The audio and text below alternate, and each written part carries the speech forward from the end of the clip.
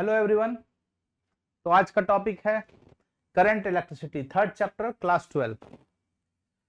तो देखो, हमें इसमें क्या क्या पढ़ना है। करंट इलेक्ट्रिसिटी, करंट के बारे में, drift current, current density, resistance, resistivity, conductivity, conductance, Kirchhoff law, KCL, KVL, metre bridge, Wheatstone bridge and cell. काफी सिलेबस इसमें, जो पुराने सिलेबस थे इसमें पोटेंशियोमीटर वगैरह भी था, वो सब यहाँ से रिड्यूस हो चुका है, यानी डिलीट हो चुका है। तो चलो, करंट, बेसिकली करंट के बारे में जो हम यहाँ पढ़ने वाले हैं, दैट इज करंट। करंट के दो टाइप्स होते हैं, एक होता है डीसी करंट और एक एसी करंट। डीसी करंट जो होता है उसे हम बोलते हैं direct current. Direct current. AC means alternating current.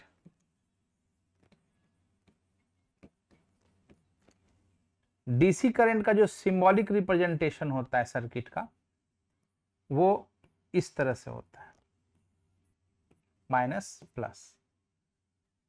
और जो ऑल्टरनेटिंग करंट का रिप्रेजेंटेशन होता है सर्किट का, वो कुछ इस तरह से, ऑल्टरनेट, लाइक दिस। ठीक है। तो डीसी करंट हमें थर्ड चैप्टर में स्टडी करना है, एसी करंट हमें 7th चैप्टर में स्टडी करना है। तो अभी हम फिलहाल फोकस डीसी करंट पे कर रहे हैं। किस पे फोकस करेंगे? डीसी करंट पे, डायरेक्ट करंट। तो पहले हम समझते हैं कि डायरेक्ट करंट, तो डीसी करंट जो हम स्टडी करने वाले हैं उसकी जो फ्रीक्वेंसी होती है वो 0 हर्ट्ज होता है। इसका मतलब उसका जो ग्राफ होता है, टाइम के रिस्पेक्ट में जो ग्राफ होगा वो कांस्टेंट होगा। इसका मतलब इसकी फ्रीक्वेंसी, यानी ये स्टडी करंट है।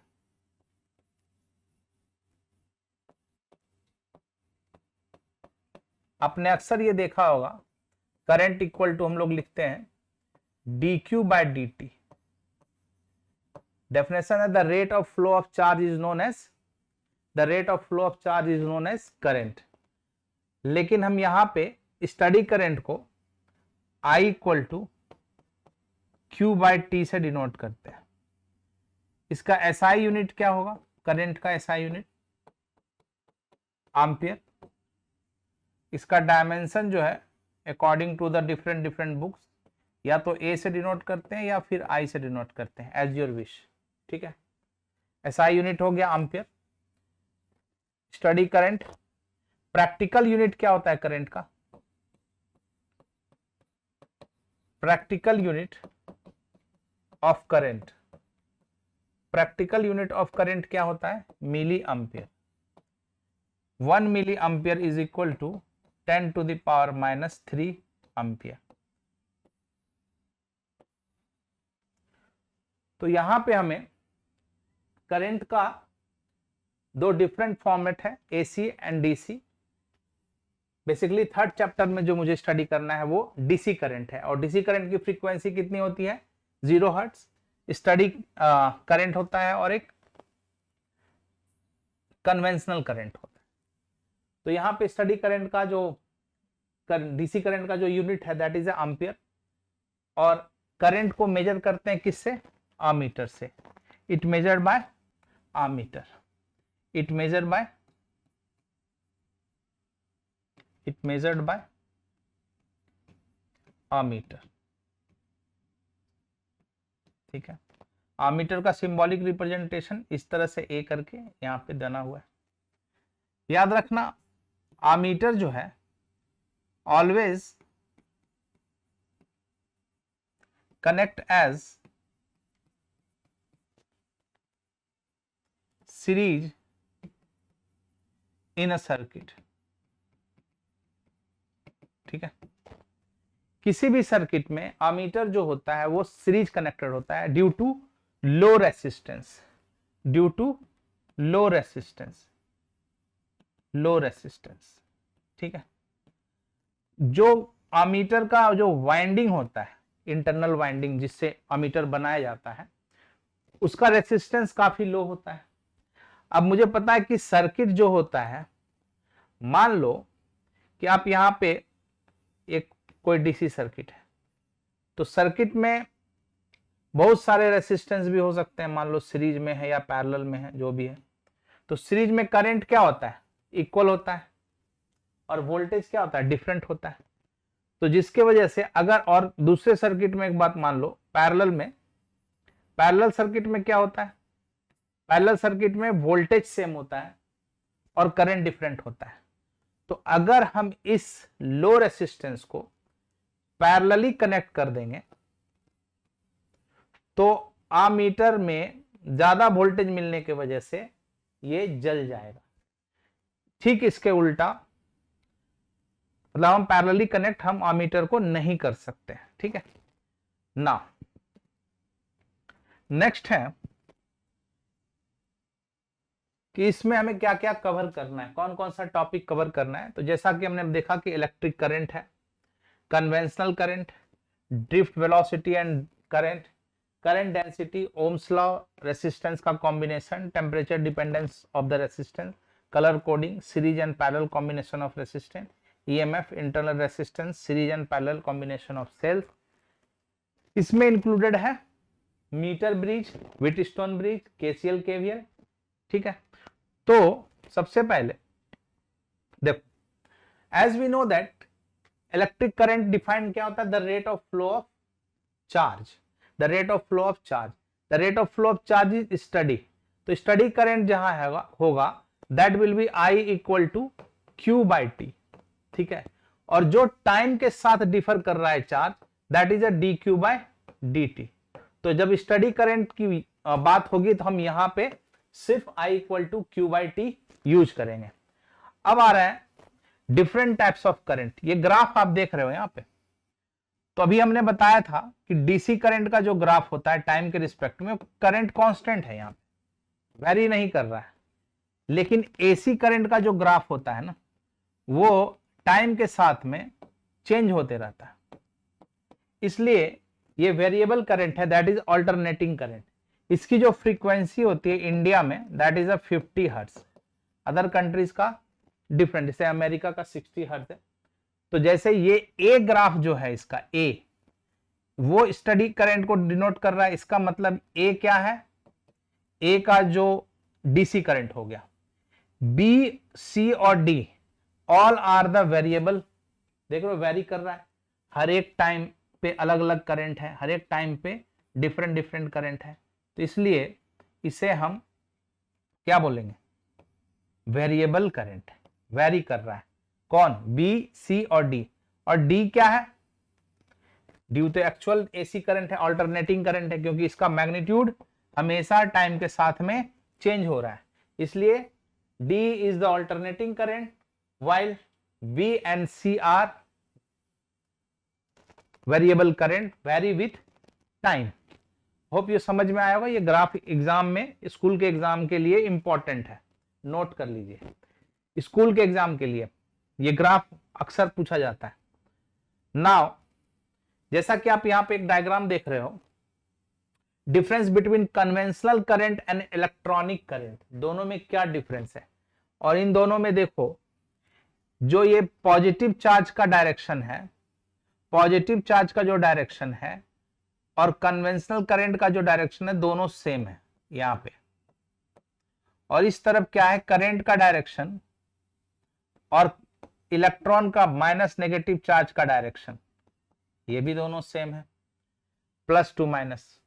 इसके लिए कन्वेंशनल करंट और इलेक्ट्रॉनिक करंट, तो देखो यहां पे conventional current is the current whose direction is along the direction of motion of positive charge under the action of electric field।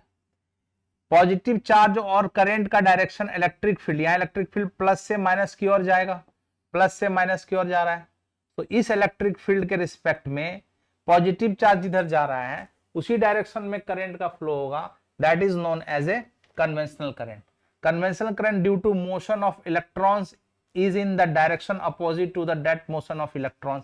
इसका मतलब है, ऐसे तो हमें सिखाया गया है कि इलेक्ट्रॉन का डायरेक्शन, फ्लो ऑफ इलेक्ट्रॉन का डायरेक्शन और flow of current always opposite to each other होता है। इसलिए इसे इलेक्ट्रॉनिक करंट भी कहा जाता है। आई होप ये समझ में आया होगा। नेक्स्ट है सॉरी, यहां पे जो करंट हम स्टडी करने वाले हैं, देखो करंट फ्लो इन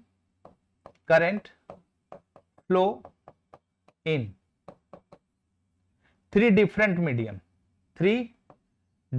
मीडियम। अब ये इंपॉर्टेंट है। फर्स्ट, हमारे घरों में जो करंट फ्लो हो रहा है that is known as a conductor में, तो इसको हम बोल सकते हैं कि इन सॉलिड। केमिस्ट्री में आपने पढ़ा होगा इलेक्ट्रोलाइसिस, है ना, तो इलेक्ट्रोलाइसिस में क्या हो जाता है, लिक्विड। ओके सर, गैस का क्या है कंडीशन, तो गैस का जो कंडीशन है हम यहां पे लिख देते हैं कंडक्टर। सॉलिड कंडक्टर जितने भी कॉपर वायर, एल्युमिनियम वायर है, उसमें जो करंट फ्लो हो रहा है that is known as a flow in this medium. Liquid क्या होता है, इलेक्ट्रोलाइसिस। इलेक्ट्रोलाइसिस की जब हम बात करते हैं तो कैथोड और एनोड जो हमें सॉल्यूशन में जो इलेक्ट्रोलाइसिस पढ़ना होता है केमिस्ट्री में, वहां पे गैस का जो होता है कैथोड रे ट्यूब होता है, एक कैथोड रे ट्यूब होता है, वहां पे जो है गैस के मीडियम के थ्रू करंट फ्लो होता है। आई होप ये समझ में आया होगा। नेक्स्ट है, यहां पे जो आप करंट फ्लो कर रहे हो, मतलब स्टडी कर रहे हो, सॉरी, ये जो है करंट का ओम्स लॉ हमने पढ़ा है। ओम्स लॉ क्या है, ओम्स लॉ तो हम इतना जानते हैं, V equal to I R, that's it. ये जो फॉर्मूला दिया हुआ है ये एक एक्सटर्नल बिहेवियर के अकॉर्डिंगली सिर्फ ये बता दिया है कि potential difference is directly proportional to the current flow through the conductor. Basically कुछ बुक्स में ऐसा लिखा रहता है, उसके बाद हम यहां लिखते हैं देन, उसके बाद V equal to I R, R is the resistance, और ये इक्वेशन आ जाता है। तो ये एक एक्सटर्नल व्यू है कि हाँ करंट फ्लो हो रहा है। अब इसका ये समझ लो, जैसे आपके पास घर में डिफरेंट इक्विपमेंट्स हैं और उन डिफरेंट इक्विपमेंट्स में different thickness of the wire use होता है। अब ये थिकनेस जो है, मान लो कोई काफी थिन वायर है, ठीक है, काफी थिन वायर है, उस थिन वायर को आप किसी थिक वायर के साथ यूज नहीं कर सकते। इन द सेंस, मान लीजिए कि आपके पास एक बल्ब है, ठीक है, इस बल्ब में जो वायर यूज हुआ है, इस सेम वायर को आप एसी वाले में यूज नहीं कर सकते, क्योंकि इस वायर का थिकनेस काफी पतला है, थिन है, लेकिन एसी वायर जो होता है वो काफी थिक होता है ना। क्यों?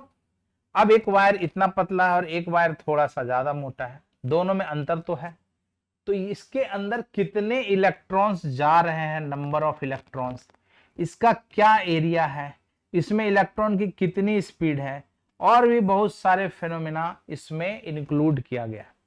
तो अभी आगे जो हम करंट पढ़ने वाले हैं, ये जो ओम्स लॉ है V equal to I R, ये आपको मालूम है, ये आपने 10th क्लास में भी स्टडी किया है, ओम्स लॉ। बेसिकली यहां पे आपको स्टडी करना है करंट डेंसिटी, यानी J, करंट डेंसिटी को J से डिनोट करते हैं, and that is a conductivity and electric field of the conductor.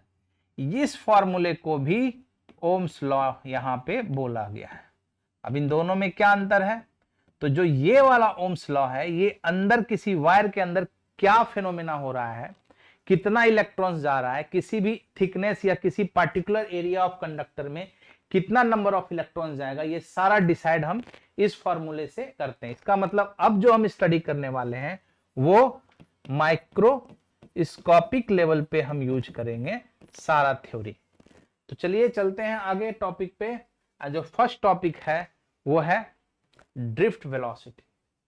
देखो, ड्रिफ्ट वेलोसिटी के बारे में अगर आप ये देखना चाहते हो, जैसे मान लीजिए कि ये है ना, ड्रिफ्ट वेलोसिटी को Vd से डिनोट करते हैं। ड्रिफ्ट वेलोसिटी को किससे डिनोट करते हैं? Vd से। ड्रिफ्ट वेलोसिटी क्या होता है, उससे पहले मान लीजिए कि आपके पास एक L लेंथ का कंडक्टर है, ठीक है, इसका क्रॉस सेक्शनल एरिया ए है, लेंथ एल है। अभी ये किसी भी सोर्स से कनेक्टेड नहीं है, तो इसका मतलब इसमें जो इलेक्ट्रॉन्स हैं वो रेस्ट में है। तो initial velocity, average of initial velocity क्या हो जाएगा, सारे एन पार्टिकल का इनिशियल वेलोसिटी 0 हो जाएगा। लेकिन जैसे ही हम इस कंडक्टर को किसी वोल्टेज सोर्स के साथ कनेक्ट करेंगे, तो हमने जैसे ही इसमें वोल्टेज सोर्स के साथ कनेक्ट किया, then it generate some electric field, और इलेक्ट्रिक फील्ड जनरेट होने से जो पार्टिकल है they start moving randomly, they start moving randomly. This speed, the average of all particles, final speed जो है average of all particle is known as drift velocity, यानी v1 plus v2 dot dot dot bn by n। सारे n particle यानी सारे n particle का final velocity जो है उसका एवरेज अगर हम फाइंड आउट करते हैं तो उसको हम ड्रिफ्ट वेलोसिटी कहते हैं। Drift velocity is defined as the velocity with which the free electron get drifted towards the positive terminal under the effect of electric field. तो जैसे ही हम इलेक्ट्रिक फील्ड अप्लाई करते हैं किसी भी कंडक्टर में, तो वो क्या करता है, इलेक्ट्रिक फील्ड जनरेट हुआ और इलेक्ट्रॉन्स एक पोटेंशियल डिफरेंस की वजह से रैंडमली मूव करना स्टार्ट कर देता है। तो किसी भी वायर के अंदर, तो मान के चलो n पार्टिकल्स हैं, तो सारे पार्टिकल्स रन करना शुरू किए एक रैंडम स्पीड के साथ, दैट इज नोन एज, उसका एवरेज अगर हम फाइंड आउट करेंगे that is known as a drift velocity. अब आता है जब इलेक्ट्रिक फील्ड हुआ है तो सारे पार्टिकल उसका एक्सेलरेट हो रहा है, इसका मतलब है कि उसमें एक फोर्स जनरेट हुआ। कैसा फोर्स जनरेट हुआ है, एक्स एम ए, और एक इलेक्ट्रिक फील्ड के वजह से चार्ज इनटू ई इलेक्ट्रिक फील्ड का फोर्स भी जनरेट होगा। तो इन दोनों फोर्स को हम इक्वेट कर देंगे और इससे एक्सेलरेशन निकालेंगे Q E by M.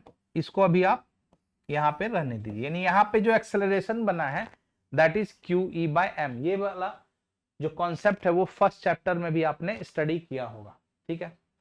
Now तो ये आ गया मेरा एक्सेलरेशन। नाउ नेक्स्ट है, तो यहां पे नोट करके लिख लो कि अभी मेरे पास ड्रिफ्ट वेलोसिटी क्या हुआ, सॉरी ड्रिफ्ट वेलोसिटी क्या लिखे कि सर सारे फाइनल वेलोसिटी पार्टिकल्स का एवरेज, और इनिशियल वेलोसिटी क्या हो गया u1 plus u2 dot dot dot un by n। ये तो एवरेज ऑफ इनिशियल वेलोसिटी तो 0 था, ठीक है। एक्सेलरेशन भी आपके पास क्या आया Q E by M, I hope समझ गए होंगे। नाउ अब सारे पार्टिकल्स जो हैं इसमें n पार्टिकल्स जो है वो आपस में कोलाइड किया होगा, सारे पार्टिकल्स आपस में कोलाइड किए होंगे, सारे पार्टिकल्स आपस में कोलाइड किए होंगे। तो एक पार्टिकल्स का कोलिजन का टाइम पीरियड t1 है मान लो, वैसे ही दूसरे दो आपस में पार्टिकल कोलाइड किया उसका टाइम पीरियड t2 है। तो सारे टाइम पीरियड का, सारे कोलिजन जितने भी पार्टिकल्स के बीच में कोलिजन हुआ है उन सब का एवरेज टाइम पीरियड निकालेंगे, t1 प्लस t2 और n हो गया। इसे हम लोग कहते हैं tau, that is known age relaxation time. क्या होता है ये, रिलैक्सेशन टाइम। ना देखो, तो ये है टाउ। टाउ क्या है, रिलैक्सेशन टाइम। सारे पार्टिकल्स आपस में कोलाइड किए होंगे और उन सब का कोलिजन का एवरेज टाइम पीरियड हमने फाइंड आउट कर लिया। क्योंकि कंडक्टर के अंदर जब हमने वोल्टेज सोर्स से कनेक्ट किया था then it will be start motion, तो इसका मतलब उसमें मोशन हो रहा है पार्टिकल्स का। तो मैं एक पार्टिकल का मोशन इक्वेशन तो ऐसा ही लिख सकते हैं।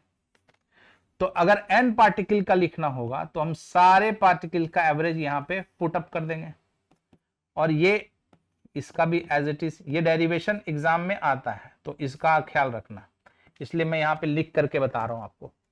नाउ एक्सेलरेशन आपने क्या फाइंड आउट किया था, QE बाय m, और t क्या था, रिलैक्सेशन टाइम, तो t एवरेज यहां भी पुट कर दिए। Now this will be drift velocity, this is a 0, and now you can write here QE by m into tau. So final expression of drift velocity with respect to charge and electric field and relaxation time and mass, this is your expression. तो ये आ गया drift velocity का expression. Next है कि drift velocity के लिए इतना लिखना जरूरी है with diagram. You can right the definition, you can draw the diagram, and you will start from initial velocity, drift velocity, force, and then acceleration and relaxation time.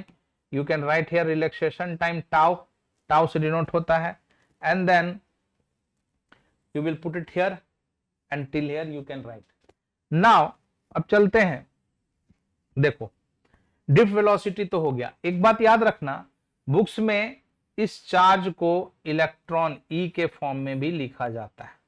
तो कुछ बुक्स में या कोई कहीं पे भी इस तरह से लिखा हो E electric field tau N by M, तो ये भी है। जैसा कि हम जानते हैं कि जो कंडक्टर है उसका एरिया क्या है A और लेंथ क्या है L। So due to potential connect with voltage source, electric field equal to what, volt by length.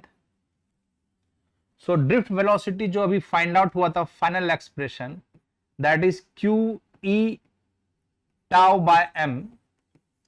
You can express this drift velocity in the term of voltage and length. So right here field को voltage tau by ml लिख देंगे। ये है हमारा next expression of drift velocity in the term of voltage and length. ये हो गया। तो इसका यूज हम न्यूमेरिकल में करेंगे कि कौन सा फॉर्मूला कहां पे अप्लाई होगा according to whatever is given in the question, कि इलेक्ट्रिक फील्ड गिवन है या वोल्टेज गिवन है, लेंथ गिवन है, तो उसके अकॉर्डिंगली आप फॉर्मूला पुट कर सकते हो। नेक्स्ट है, अब मान लो ये एक सिलेंडर है, क्रॉस सेक्शनल एरिया क्या है इसका A। In this conductor the electrons flow with drift velocity, there is a length of L. Let it, there is some small cross section and del x distance, and let it del x means drift velocity into del t, drift velocity into del T, distance equal to speed into time. तो drift velocity इसका speed है, तो ये जो del x distance है, इस del x distance में कितना डेल एक्स डिस्टेंस को कवर करने में किस स्पीड से कितना टाइम लगा, तो डेल टी टाइम हमने मान लिया कि डेल एक्स डिस्टेंस है तो डेल टी टाइम लगा होगा, स्पीड ये दिया हुआ है। तो मुझे फाइंड आउट करना है कि इस कंडक्टर के थ्रू कितना करंट फ्लो हो रहा है। तो लेट इट, मान लेते हैं एक small del Q charge flow हो रहा है, तो एन चार्ज इनटू वॉल्यूम लिख देंगे इस पार्टिकुलर एरिया में, इस पार्टिकुलर वॉल्यूम में, ठीक है। तो एन चार्ज और वॉल्यूम क्या लिख सकते हो, एरिया इनटू डेल एक्स। तो एन चार्ज, एरिया और डेल एक्स क्या हो जाएगा, drift velocity into del t, this is known as a del q charge. The current equal to del q upon del t. Now you write here del q value nqa drift velocity and del t by del t. So right here cancel it and you got the answer of current when it flow through any conductor. It depend on area and drift velocity. So that's why कोई thin wire किसी thick wire के जगह पे अगर आप put कर देते हो तो उसका एरिया रिड्यूस हो गया, बट नंबर ऑफ इलेक्ट्रॉन्स या चार्ज और speed of flow of electrons तो सेम है, जिसके वजह से क्या होगा, चार्ज के बीच में स्पेस कम होने की वजह से, एरिया कम होने की वजह से उसमें फ्रिक्शन होगा और वो गर्म होकर के क्या हो जाएगा, मेल्ट हो जाएगा। इसलिए ऐसी गलती नॉर्मल लाइफ में अक्सर कोई कर देते हैं कि अच्छा हमारे पास किसी इमरजेंसी में कोई पतली सी वायर है और मुझे एसी चलाना है मान लो, तो हमने क्या किया, उस पतली सी वायर को कनेक्ट कर दिया, थोड़ी देर के बाद वो जल जाएगा। क्यों? क्योंकि करंट वहां जहां फ्लो होना शुरू हुआ, जैसे ही करंट फ्लो शुरू होगा, अब ये रास्ता है मान लो थिन वायर का, और एक पार्टिकुलर जो वायर लगा हुआ था उसका ये थिकनेस है, मान लेते हैं थोड़ी देर के लिए कंडक्टर है दोनों। अब इसका एरिया ज्यादा है, तो अगर एरिया ज्यादा है तो नंबर ऑफ इलेक्ट्रॉन्स ज्यादा इसमें इन्वॉल्व होगा और फ्लो होगा। अब इसका एरिया कम है तो इसमें नंबर ऑफ इलेक्ट्रॉन्स कम जाएंगे। लेकिन आप चाह रहे हो कि नहीं, जहां पर ये वाला वायर यूज हो रहा था मैं ये यूज करूंगा, तो भाई रिक्वायरमेंट ऑफ इलेक्ट्रॉन्स ज्यादा है उसे, एसी को, और आप यहां से इस रास्ते से इतना नंबर ऑफ इलेक्ट्रॉन्स नहीं जा सकता है, जिसके वजह से क्या होगा, ये मेल्ट कर जाएगा। दैट्स वाई हम यहां पे ऐसे बोलते भी हैं कि लिमिटेशन ऑफ ओम्स लॉ क्या होता है। लिमिटेशन ऑफ ओम्स लॉ क्या होता है? Limitation of Ohm's law, Ohm's law जो है, अभी आगे भी ओम्स लॉ एक्सप्रेशन प्रूव करेंगे, J equal to sigma E, ऐसे नॉर्मल क्या होता है, V equal to I R. उसके लिए भी, दोनों के लिए लिमिटेशन ऑफ ओम्स लॉ क्या है, at constant temperature, at constant temperature, किसी भी वायर का टेम्परेचर कांस्टेंट होना चाहिए, अदरवाइज वो मेल्ट हो जाएगा और पाथ डिस्कनेक्ट होने की वजह से करंट फ्लो नहीं होगा। नाउ तो आई होप ये करंट समझ में आ गया।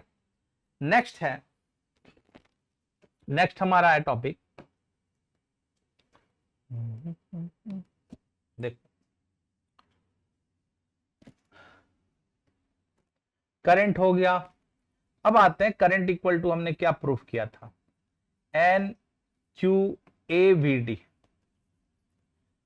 तो इस एक्सप्रेशन को एक दूसरे टर्म में भी हम प्रूफ कर सकते हैं, एन क्यू ए, और ड्रिफ्ट वेलोसिटी का फॉर्मूला क्या था, Q E tau by M. तो आंसर क्या आएगा, N Q square electric field relaxation time by M into A. तो ये भी एक फॉर्मूला हो गया। और current equal to electric field को voltage N Q square voltage tau A by M L के फॉर्म में हमने कन्वर्ट कर दिया, तो ये भी एक्सप्रेशन हो गया। याद रखना, बार बार बोल रहा हूं, कुछ बुक्स में कहीं पे चार्ज को क्यू के जगह ई यूज करता है, तो आप सोचना मत कि क्या करना है, यही वही चार्ज है, इलेक्ट्रॉन ही है ये, एम बाय एम। तो ये एक्सप्रेशन हो गया करंट का, इसका यूनिट सेम होगा एम्पियर, ठीक है। अब नेक्स्ट है, करंट भी आ गया, ड्रिफ्ट वेलोसिटी भी हो गया। अब जरा ध्यान दो, इस एक्सप्रेशन में करंट और वोल्टेज है, तो करंट और वोल्टेज में करंट, करंट और वोल्टेज है, तो हम यहां पे V अपॉन आई लिखना चाह रहे हैं, V अपॉन आई। तो क्या होगा, मास और लेंथ ऊपर जाएगा, एन ई स्क्वायर और टाउ और ए नीचे आ गया। और हमें मालूम है कि सर वोल्टेज बाय करंट क्या होता है, रेसिस्टेंस। इसका मतलब अभी तक जो आपने स्टडी किया है, R equal to rho L by A, ये तो सही है। ये रो जो होता है रेसिस्टिविटी, इसके अंदर क्या छुपा है भाई, देखो इस फॉर्मूले को इससे कंपेयर करो, एल तो है इसके पास, ए भी है इसके पास, इसका मतलब जो रो आया है वो क्या आया है, m upon n E square tau. This is known as a resistivity, rho means resistivity. तो रेसिस्टिविटी का जो फॉर्मूला आया है, रो, रो रेसिस्टिविटी क्या आएगा, रो, रो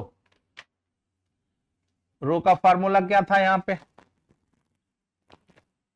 M n square tau, m n ई स्क्वायर टाउ, ये आ गया।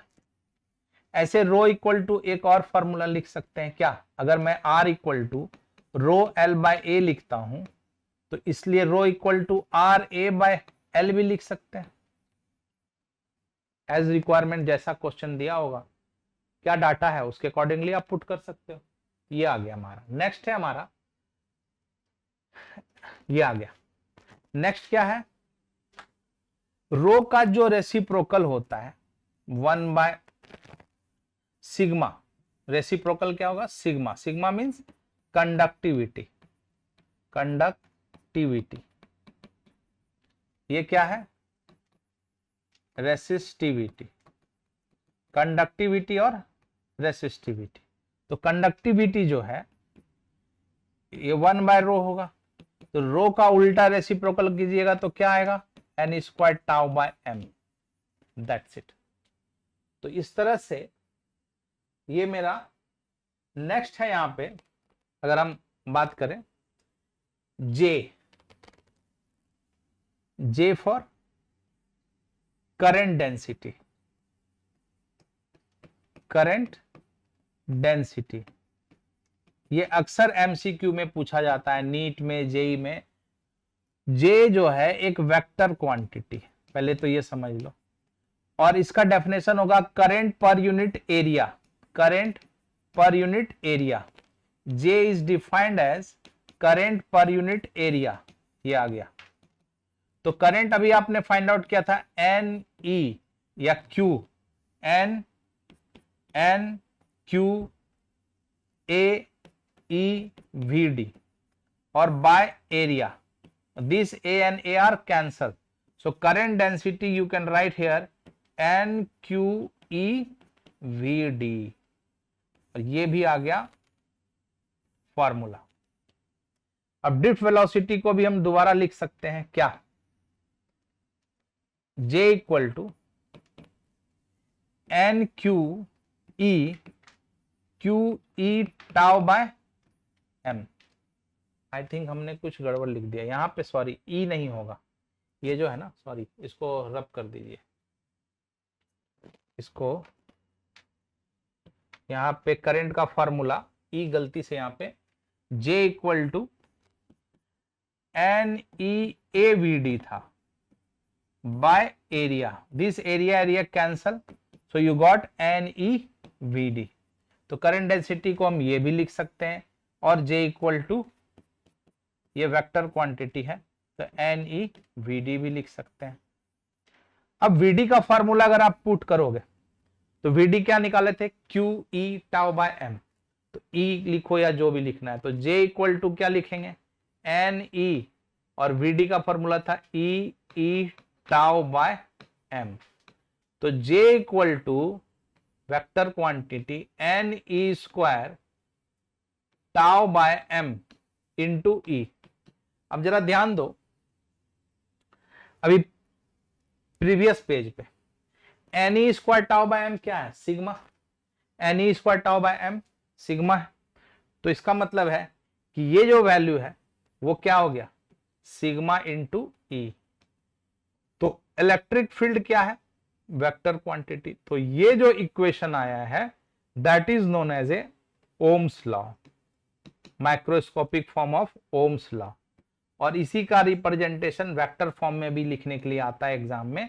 तो J equal to sigma, J equal to sigma into E, याद रखना ये बहुत इंपॉर्टेंट एक्सप्रेशन है सीबीएसई वालों के लिए, बहुत इंपॉर्टेंट।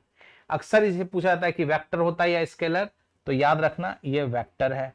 और इसका यूनिट, तो unit ampere by metre square, और इसका dimension L T minus two, L T sorry ampere है ना, एम्पियर बाय मीटर स्क्वायर है, तो ampere by L minus two इसका आंसर डायमेंशन का है। ठीक है, तो आई होप ये इतना। आगे चलते हैं, नेक्स्ट टॉपिक है हमारा ओम्स लॉ, जो कि हमने ऑलरेडी अभी पहले एक्सप्रेस किया था, अभी यहां सामने भी है। ओम्स लॉ क्या है ये आप 10th क्लास में भी स्टडी किए हो। देखो यहाँ पे ओम्स लॉ में सबसे important I directly proportional V and then V proportional to I and then black.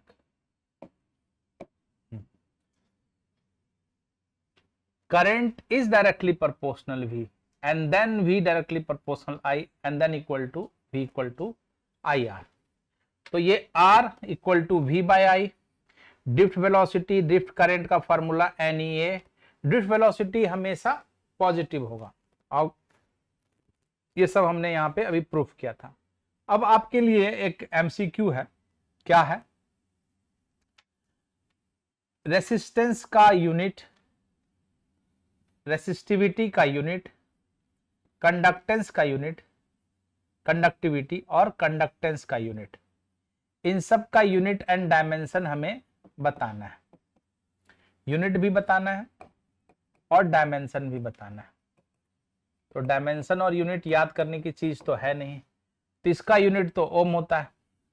ये आएगा रो इक्वल टू, अगर हम फॉर्मूला देखें तो R इक्वल टू क्या होता है? रो L बाय ए, है ना? तो रो इक्वल टू क्या होगा? रेसिस्टेंस ओम मीटर, कंडक्टिविटी इसका रेसिप्रोकल होता है ना? तो यहां से क्या हो जाएगा? 1 बाय ओम मीटर। तो 1 बाय ओम का जो उल्टा होता है दैट इज महो, MHO, महो, ठीक है, पर मीटर हो गया ये। और कंडक्टेंस का जो फॉर्मूला होगा दैट इज ए महो या साइमेंस, साइमेंस कहोगे ये क्या नाम है? नोकिया साइमेंस एक कंपनी है, उसमें आप साइमेंस जो वर्ड है वो इसका यूनिट है। सो ये आ गया यूनिट। अब R का हमें डायमेंशन लिखना है, तो डायमेंशन क्या होगा? सोचो डायमेंशन क्या होगा? R क्या होता है? वोल्टेज बाय करंट, और वोल्ट क्या होता है? Work done upon charge into current. तो वर्क डन क्या हो गया? ML2T minus 2 by ATA। तो you can write here ML2T minus 3A minus 2। अब M का जो डायमेंशन होगा और G का जो डायमेंशन होगा एक दूसरे का रेसिप्रोकल होगा। तो इसका मतलब G का डायमेंशन यहां पे क्या लिख सकते हो? M minus 1 L minus 2 T3 A2, that's it. अब ये आ गया R का डायमेंशन, और रो क्या है? महो पर मीटर, है ना? या सॉरी रेसिस्टिविटी का, तो ओम इंटू मीटर। तो रेसिस्टिविटी में क्या हो जाएगा? रेसिस्टिविटी वाले में क्या होगा? जो ओम का आंसर आया है उसमें L से सिर्फ मल्टीप्लाई कर देना है, दैट्स इट।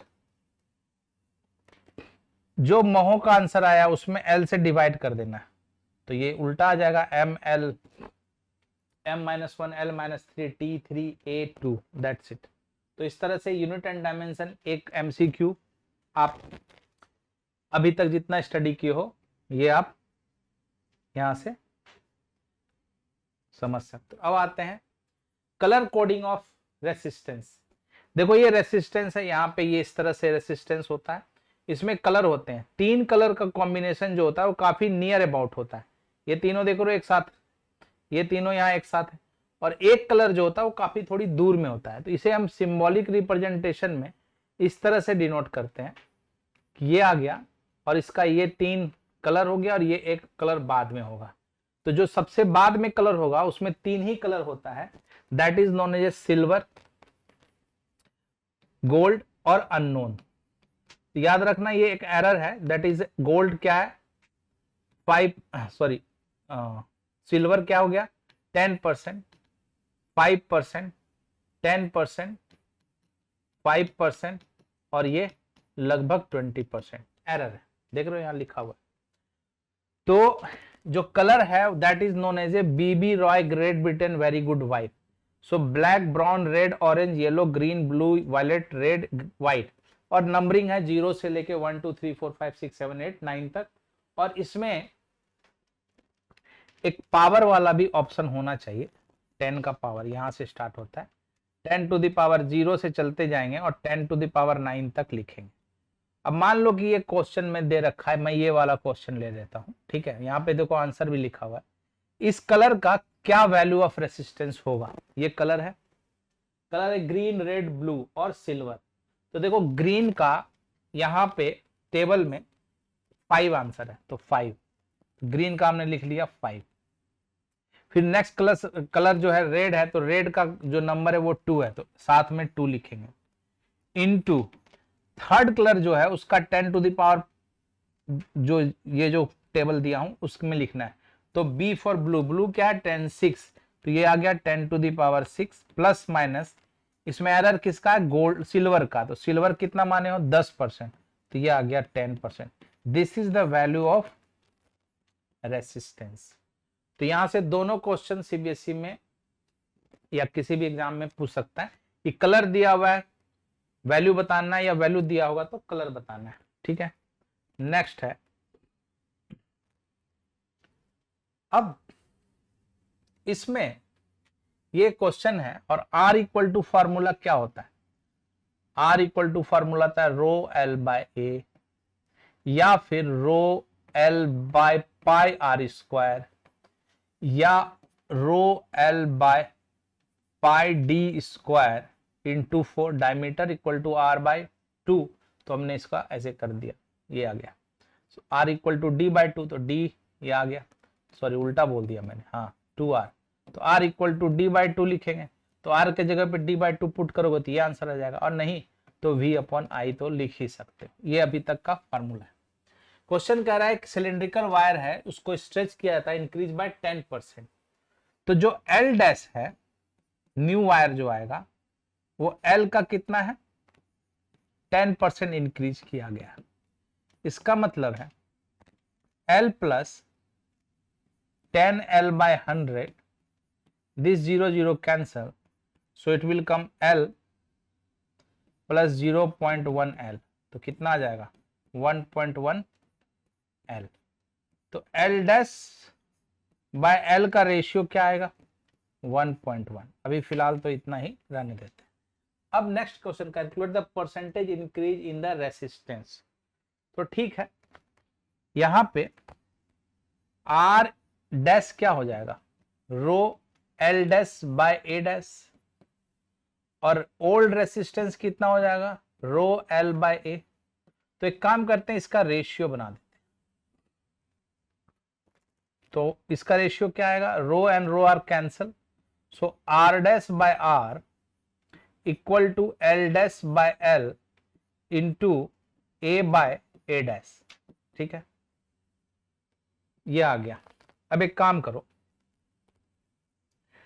क्योंकि वायर को स्ट्रेच की हो तो न्यू वॉल्यूम और ओल्ड वॉल्यूम तो सेम होगा, तो A डैश L डैश और ए एल इक्वल हो गया, तो A डैश बाय A क्या लिख सकते हैं L बाय L डैश। तो यहां पे देखो A बाय A डैश को क्या लिख सकते हो, A बाय A डैश को L डैश बाय L, इसका मतलब है ये आ गया L डैश बाय L का होल स्क्वायर, ये R डैश बाय R आ गया। अब परसेंटेज चेंज फाइंड आउट करना है, तो परसेंटेज चेंज इंक्रीज हो रहा है, तो सॉरी इंक्रीज हो रहा है, तो R minus R dash by R into 100%, R by R cancel, R dash by R into 100%, 1 minus R dash by R क्या आया, R डैश बाय R अभी फाइंड आउट किए थे, R डैश बाय R क्या था L dash by L का whole square, जो कि 1.1 था L, तो 1.1 का होल स्क्वायर, 1.1 का होल स्क्वायर।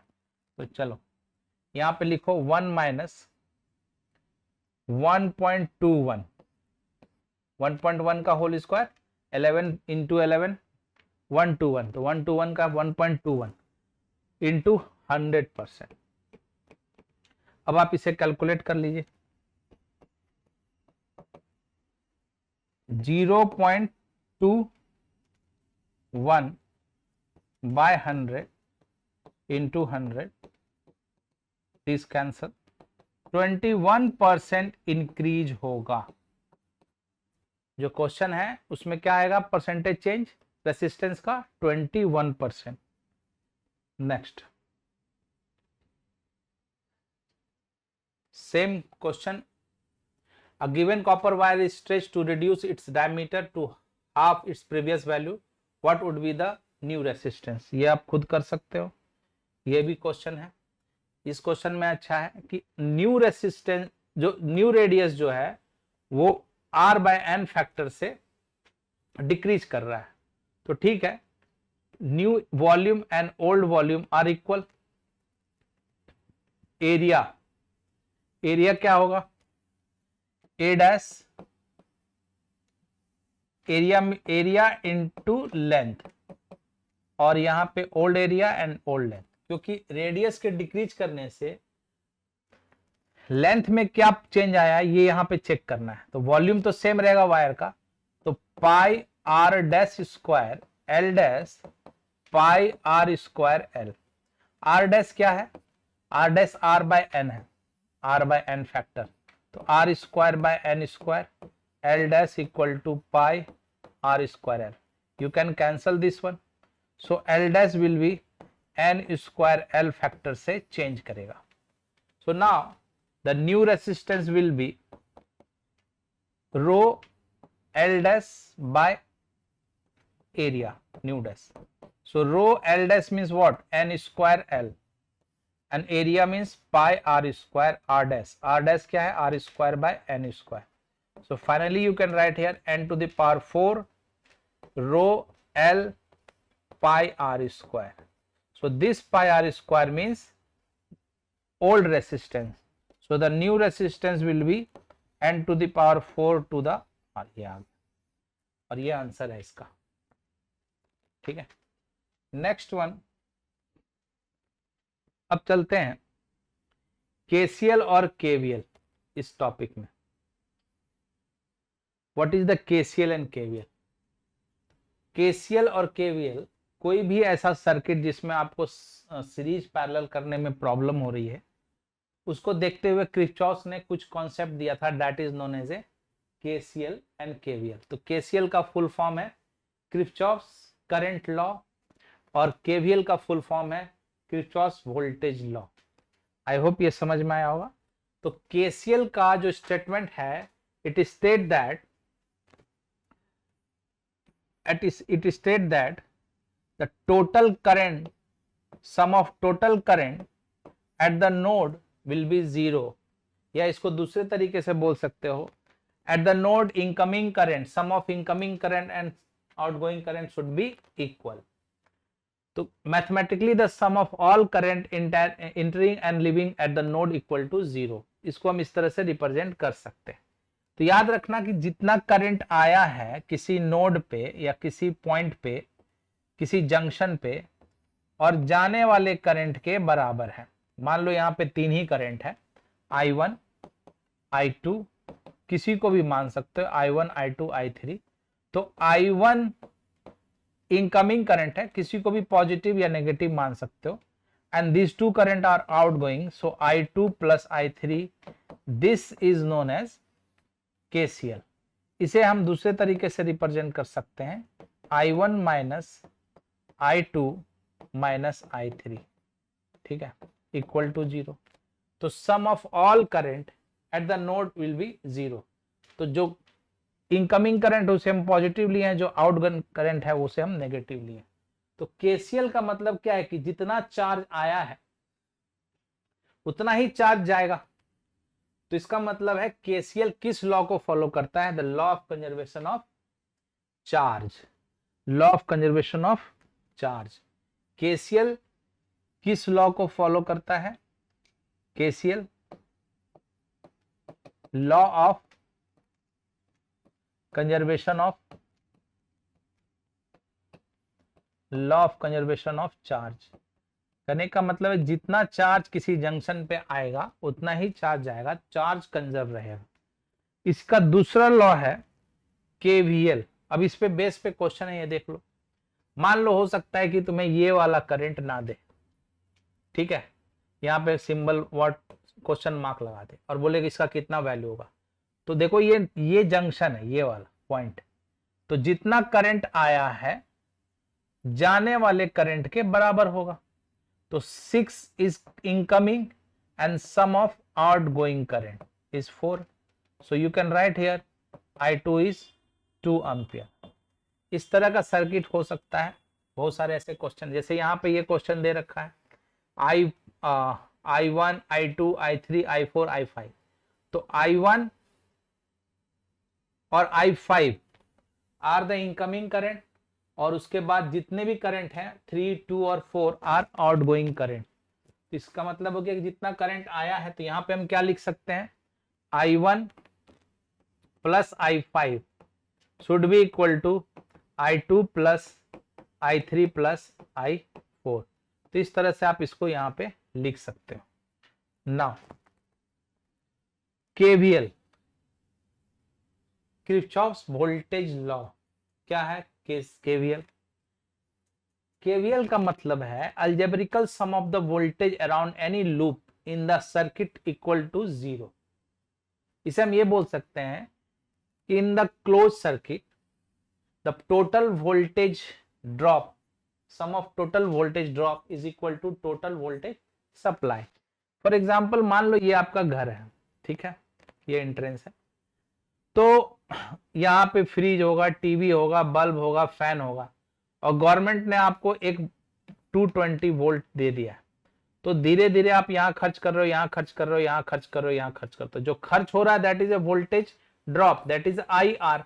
तो यहाँ भी IR खर्च हुआ, यहाँ भी IR खर्च हुआ, तो इन सारे IR का सम यानी वोल्टेज ड्रॉप का सम इक्वल टू इस वोल्टेज के बराबर होगा।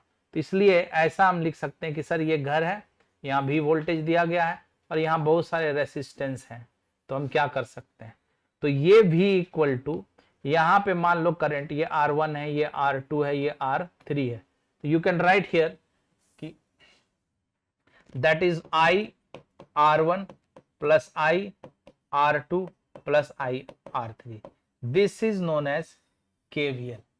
एक लूप है, हमने लूप कैसे भी लिया, अभी न्यूमेरिकल में हम देखेंगे कि लूप का क्या कॉन्सेप्ट है, कब मुझे लूप क्लॉकवाइज कंसीडर करना है, कब एंटी क्लॉक करना है या नहीं करना है, हम कुछ भी फ्री हो सकते हैं। तो बेसिकली हम इंडिपेंडेंट है, कोई भी लूप ले सकते हैं, ऐसा कुछ नहीं है। अब जैसे इसमें हम चाहें तो हम ऐसे जा सकते हैं क्लॉकवाइज, अगर नहीं कोई स्टूडेंट कहेगा नहीं सर हम एंटी क्लॉक जाएंगे, चले जाओ, कोई दिक्कत नहीं है, आंसर सिर्फ नेगेटिव पॉजिटिव में आएगा करंट का। तो KVL जो है वो किस लॉ पे बेस्ड है, किस लॉ को फॉलो करता है, तो KVL क्या करता है कि जितनी एनर्जी दिया गया है उतना ही एनर्जी खर्च करेगा। तो इसका मतलब है कि ये लॉ ऑफ कंजर्वेशन ऑफ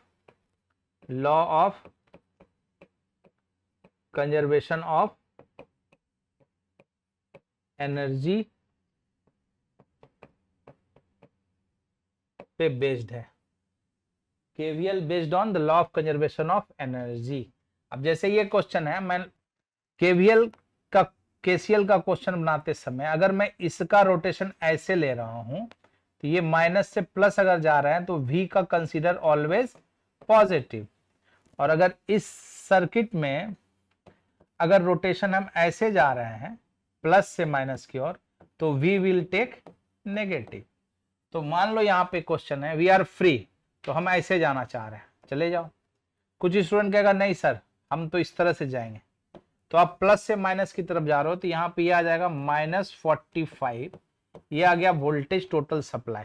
अब इस सर्किट में टोटल वोल्टेज कहाँ कहाँ ड्रॉप हुआ है, 1 2 और 3, इन सब में करंट तो सीरीज में सेम होता है, तो यहाँ क्या हो जाएगा 7.5 एंड 15 22.5 इंटू I, और इस तरह से I को हम फाइंड आउट कर सकते हैं, दैट इज -2 एम्पियर। तो इसका मतलब डायरेक्शन हमने जो लिया वो गलत है, क्योंकि माइनस साइन आया, उल्टा है। हमें डायरेक्शन हमेशा कैसे जाना चाहिए था, क्लॉकवाइज जाना चाहिए था इसमें, तो मेरा आंसर क्या आता, पॉजिटिव आता, लाइक दिस। ठीक है, तो हम इसका न्यूमेरिकल का पार्ट हम अलग से करेंगे, इसमें हम अभी तो हम सिर्फ थ्योरी एक्सप्लेन कर रहे हैं। नाउ ये है व्हीटस्टोन ब्रिज, KCL KVL का यूज करके हम इसका बैलेंस इक्वेशन फाइंड आउट करेंगे। बता दूं यहाँ पे P Q R और S there are 4 unknown resistance are connected in like this bridge is known as a Wheatstone bridge, और इसमें मुझे इसका बैलेंस इक्वेशन फाइंड आउट करना है, और बैलेंस इक्वेशन जो होता है that will be P/Q equal to R/S। ये है हमारा balance equation of Wheatstone bridge. ये अननोन रेसिस्टेंस है PQRS। तो how you can find the, ये एक डेरिवेशन है बहुत ही इंपॉर्टेंट, तो इसको हम अच्छे से करेंगे। जो इसमें डायरेक्शन ऑफ करंट दिया हुआ मैं उसको कंसीडर नहीं करूंगा, तो इसको आप चाहो तो करंट को यहां से हटा दो समझने के लिए। तो चलो देखते हैं। तो देखो ये करंट हमने हटा दिया यहाँ पे, ठीक है। यहाँ पे हम करंट कोई और ले लेंगे एज कन्वीनियंट, 1 2 3 4 हम नहीं कंसीडर करेंगे। यहाँ पे कोई भी करंट हम अभी समझते हैं। ये बीच में जो एरो दिया हुआ है that is known as a galvanometer. Galvanometer क्या करता है, एक डिवाइस है जो कि करंट को डिटेक्ट करता है, सर्किट में करंट है या नहीं है वो बताता है। तो अभी हम ये सर्किट है, और इस सर्किट में यहाँ पे बीच में क्या है, गैल्वेनोमीटर। मान लेते हैं कि यहां से I करंट चला होगा, जैसे ही A पॉइंट पे पहुंचा यहां चला गया I1, तो इसमें क्या बचा I माइनस I1, ठीक है। अब B पॉइंट पे पहुंचने पे इसमें गैल्वेनोमीटर करंट चला गया IG, तो I माइनस I1 में से IG आपने बाहर निकाल दिया, तो कितना बचा I minus I1 minus IG। अब ये IG और ये I1 यहां आया और आगे जाएगा, तो that will B I1 plus IG, ठीक है। अब हम इसमें KVL अप्लाई करेंगे। KVL क्या, KVL जो है किसी भी क्लॉकवाइज या एंटी क्लॉक में जा सकते हैं, तो मैं ऐसे जाऊंगा, ऐसे, ठीक है, ऐसे जा रहा हूं। तो देखो यहां अप्लाई KVL, यहां लिखेंगे अप्लाई KVL। ऐसे ही एग्जाम में लिखना भी है, किसमें, A B D A में। तो देखो यहां से ऐसे जा रहा है, तो करंट और रेसिस्टेंस वोल्टेज KVL लगा रहा है, तो P into I minus I1। फिर मैं यहां B पहुंचा, दिस रोटेशन, इस लूप में, लूप का नाम मैंने लिखा है, तो IB यहां गया, तो IG इंटू G, तो प्लस IG इंटू G। अब देखो जैसे ही मैं यहां पहुंचा हूं, यहां से जब मैं इधर जा रहा हूं, तो वो करंट इसके जस्ट अपोजिट में है। तो अगर करंट आपके इस लूप के अगेंस्ट हो तो माइनस साइन देंगे, that will B I1 minus, sorry I1 है ओनली, I1 इंटू R, ये आ गया इक्वल टू 0। 0 क्यों, ऐसा वोल्टेज सोर्स इस पाथ में कहीं नहीं है, तो हम 0 लगा देंगे। अब नेक्स्ट इक्वेशन ये 1 मान लिया, नेक्स्ट लूप लगाएंगे KVL किसमें, BCDB में, BCDB में। तो यहां पे क्या आएगा, Q क्या करंट है, I minus I1 minus IG, ठीक है। नेक्स्ट अगर हम इस लूप में ऐसे जा रहे हैं, ऐसे, ठीक है, तो इस करंट का डायरेक्शन तो सेम है, बट यहां पे करंट का डायरेक्शन अपोजिट है, that will be minus I1 plus IG into S, और इसके अगेंस्ट फिर ये है, तो minus IG into G equal to 0। अब देखो इस जगह का पोटेंशियल और इस जगह का पोटेंशियल सेम होने के वजह से इसमें कभी करंट फ्लो नहीं करेगा, तो IG की जो वैल्यू होगी इक्वल टू 0 होगा, due to same potential of B and D, ठीक है, due to same potential difference at B and D। तो IG 0 है, तो यहां भी 0 हो जाएगा, ये भी 0 हो जाएगा, ये भी 0 हो जाएगा। तो आप यहाँ पे लिख सकते हो P into I minus I one into R equal to 0।